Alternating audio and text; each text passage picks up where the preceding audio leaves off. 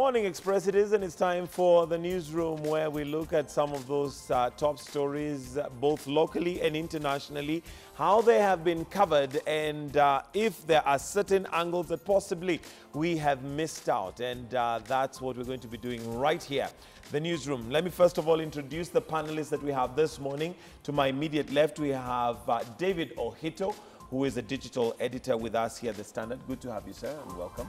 Thank you very much. We also have Crispus Yankem, who is a communication consultant, and good to have you too. Good morning. Thanks. Shortly, we're going to be joined by Clay Muganda on the set, and Clay Muganda is also an editor with The Standard. So that's the panel that we have this morning. But the question that we had, which I'd like to start off with, and that is what we had asked earlier, is whether you support the EACC chair, Philip Kinisu, for him saying he's not going to quit, he's not going to step aside, because it's a case of the hunter becoming the hunted. And of course, the reason why there was pressure from certain quarters for him to quit is because, well, revelation of the fact that a company which he was a director was found to have received payments from NYS. And of course, it has not been verified or said that the payments are not legitimate. But of course, the question would be in focus to whether there is conflict of interest, given that the EACC is currently investigating the NYS. And let me start with you, Crispus. First of all, on your thoughts on that particular revelation. Now, to be fair, he did mention that this is not something he did not declare. It's not something that was not known. It did come out during the vetting exercise. But your comments possibly on what so far is going on. Once again, thank you, Mike. I think it is always a pleasure to join you on this particular show. Three very quick commendations. One of them is actually on KTN for your continuing series, Painful Exodus. I think it is a brilliant idea. It is a departure from what we are used to, because the refugee story is something that majorly focused on the politics side of it. But your continuing series by Sharon Momanyi is commendable. What I'm interested to see is whether you guys are going to support her to go deep inside Somalia and bring us the plight of these returnees. How peaceful is Somalia? What plans does the government have for the returnees, and how are they received?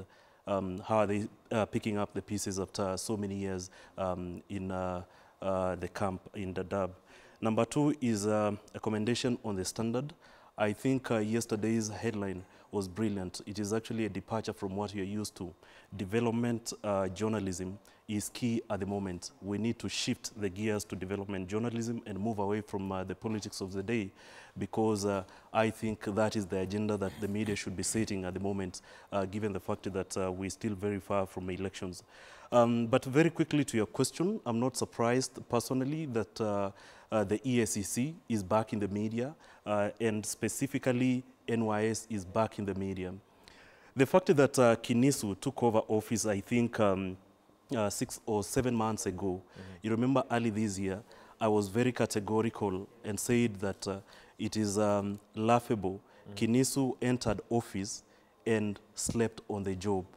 Because if you can track 6 months or 7 months down the line, you can't see anything substantive the commission has done after taking over from their predecessor, the commission that was led by Momo Matemu. For him to say that he's not quitting, I think it is typical of Kenyans, it is typical of Africans. This is something that must be condemned. But because the fact that one of the companies that traded with NYS is owned by the wife raises fundamental questions. That is something that Kinisu ought to consider and step aside. But to be fair to him, he says that it is legitimate business. There is nothing wrong with a Kenyan engaging in legitimate business. And also, he says that there is a group or a committee that is investigating NYS, which is not part of, although he is the chair of the EACC. Michael, if you are a director of a company, or your wife is a director of a company, and you are sitting at a commission that is supposed to investigate, there is something that we call conflict of interest. And that you know very well. For him to say that he cannot step aside is not something that we should agree with as Kenyans. He has to do the honorable thing, step aside, despite the fact that other agencies, the Asset Recovery Agency, the Director of Criminal Investigations, and the Kenya Revenue Authority have stepped in. He actually needs to create that enabling environment for the three agencies to be able to undertake investigations. Okay. Yeah. David Ohito, let me hear what your take is. Very interesting times, and it reminds me of the words of Justice retired Aaron Ringera when he was in the same position. He was the boss then, though, and he said that institution is always under the radar of cartels that would not allow it to work. And if you see the consistent attacks on the personalities that are holding that office, then it leaves you wonder whether there are just a few individuals who just want to find fault in office bearers at EACC, or is it true that we have no Kenyan who is beyond reproach, like Caesar's wife, who can hold that public office? There are two sides to this story. Yes, you can do legitimate business, and what should have happened is they need to be declared. I know, for example, a very highly placed individual who had, for the last 2 weeks, he was appointed to one of these parastatal boards as chair, and he had volunteered to go and declare his wealth just in case, so that it does not emerge that he acquired wealth while holding a public office. But that guy has since held back his ambition of doing so, because whoever he was to declare to is running into trouble. But the big question is, was it legitimate business? If it was, I don't think we should be witch hunting Mr. Kinisu. But the question then here would be what Crispus is referring to as conflict of interest. As much as it's legitimate, by virtue of the fact that the EACC chair, rather Kinisu is the EACC chair, and his wife is running a company that is being paid by NYS, even if it's legitimate business, when there is that conflict, wouldn't that cause either favor or, you know, it's just conflict of interest? Yes, that is why I was mentioning bearers of such offices must be beyond reproach. And we know what has happened at NYS and how fair, objective, and impartial would he be in trying to investigate NYS, where his spouse is allegedly one of the suppliers. That is a big question, and which brings into question why and what happened to the wealth declaration by public office holders. It's not only Kinisu. I know all people from the presidency to clerks who are doing big businesses with government. Have they declared? Is it in public interest, or is it conflict of interest? Those are the basic questions we should be dealing with. So now from a media perspective, should we also be bringing out the fact that that wealth declaration exercise, which is supposed to be done, which is supposed to be a good practice, as it were, is one of the things that is not happening? It has not happened, and when you saw how the media turned lenses when Bob Colimo, from the private sector, declared his wealth. Then we had Oigara, the CEO of KCB Group, declaring his wealth. Nobody in government, not even in judiciary, was ready, followed, which tells you, no, nobody wants to go that direction. How clean are we? How well do we really want to, protect our assets as a country? Do we have, I'm told we don't even have an assets register as a country. What happens to public resources and public property? And which brings in the question, are we really keen in fighting corruption? And that the answer has been no, from cabinet ministers who are fired and now finding their way back to public offices. It leaves a lot of questions. Okay, let me now bring in Clay Muganda, who has now joined us. Good morning and karibu sana. Good to have you. Now, regarding the current status of the revelation that the EACC chair is or was a director of a company that is actually dealing with the NYS. Your comments on possibly what the story, the bigger story is here. Is it that he should be quitting? Is it the fact that wealth declaration has not happened? What should we be concentrating on here? Oh, it's good to I mean, I should thank you for having me back. I just need to correct Ohito. I think you said that nobody did, the judiciary declared, I think the Chief Justice, the former Chief Justice did. So there were only actually 3 people. It was Bob Collymore and Oigara and I think Willie Mutunga. Yeah, that was the other person from the judiciary. Who he declared when he was leaving office, so it doesn't really matter. But I think for me, what is happening is my take from Kinisu's statement is that this guy is just being too arrogant, because I think what he should have done is probably to declare. I mean, it's very normal, all these guys, we have a very small economy. Most of us, most of our businesses here do business with the government, and I don't think it's a crime. But actually, if you're going to an office which is supposed to investigate such kind of issues, such kind of cases, then I think the best thing you should have done was actually even to mention it during vetting, that actually my wife runs such and such a company, and these are we do business with the National Youth Service, and I mean, then it could have been okay. It could not have come out as a revelation now, as if it's something that, as a scandal, you know, it could not have come out like that. But for him now to, it's going to be very difficult for him, because NYS, the payments to NYS are actually under investigation by EACC. And probably there's some payments that he has not received from his wife's company has not received from NYS. So how is he even going to probably say, like, okay, fine, there are some irregularities according to payments by NYS to other companies? It's going to be very, because it's going to jeopardize the fact that, I mean, whether he will be paid or not. So I think what we need to push for here is this idea.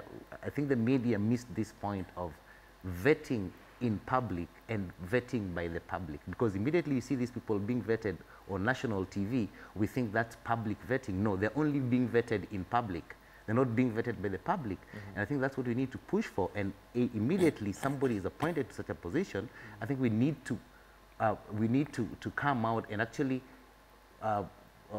reveal or talk about or write or air stories about probably what other businesses. We need to dig further this person's background, so that we let the public know that actually these are some of the businesses this particular individual is involved in. But you see, most of the time, we never get that. So later, 2, 3, 4, 5, 6 months later, is when it comes out like, oh, so and so deals in such kind of business and all that. So I think the media needs to be proactive, should stop being reactive. We need to be proactive, that immediately anybody is appointed to an office like that, a bureaucrat, we need to actually dig their past and tell the people what they're bringing to the table and what other things that they have been involved in. And I think that's where we are probably failing. Crispus, do you think then, like Clay says, there is failure there on media by virtue of the fact that some of the companies, of course, that he's associated with, I mean, there's now the Esaki Communication Limited. There's also another company which he was a board member or a director, which is being investigated for money laundering. Is it possible that we slept on the job as he was vetted in public, like Clay says, rather than us now going into the details and finding out who is this man? We were more or less impressed with the CV of the fact that, you know, he was a partner at PwC and, you know, a senior partner at that with an impeccable record. It was painted, it is impeccable. Not that it is not now, but did we do our homework? I think it is interesting that Clay can own up to that, particularly him being an editor. It is good to hear him saying that. The media has always failed in terms of public vetting, in terms of digging information about some of the Kenyans who are appointed to key institutions. And I think it is a wake-up call to the media. But going back to the public vetting or public wealth declaration by public officers, I think historically it has been a PR exercise. This is something that is done, but nobody actually tells you, this is how I got my billions of shillings. This is the kind of business that I did with government or with a certain agency. But going forward, I think what we need now, the other aspect that the media can look at, is why is it that anybody who supplies with governments almost is paid double? That is a question that has never been answered by anyone. Why is it that government would want to procure everything from particular individuals? How is it done? Why is it that if I supply Michael, who's working with the government, I'll actually demand double? Number two, every time we talk about corruption in this country, the question that comes to mind is actually whether we need an institution as a country to fight corruption. When you go to other countries, this kind of thing is not there. This is why every time I keep on saying that we must deal with our culture as Kenyans. Because if we are straight in our dealings, if we are straight in our culture, if we are straight in our operations with anyone, we wouldn't actually require EACC to be fighting corruption. Why should it be a career for anyone to earn billions of shillings every time? That is a fundamental question that we must start now asking critically and try to bring out best practices from other countries, how they are able to deal with mega corruption. Because this institution, first of all, the staff turnover is very high. The recruitment process is something that is done haphazardly. Why is it so?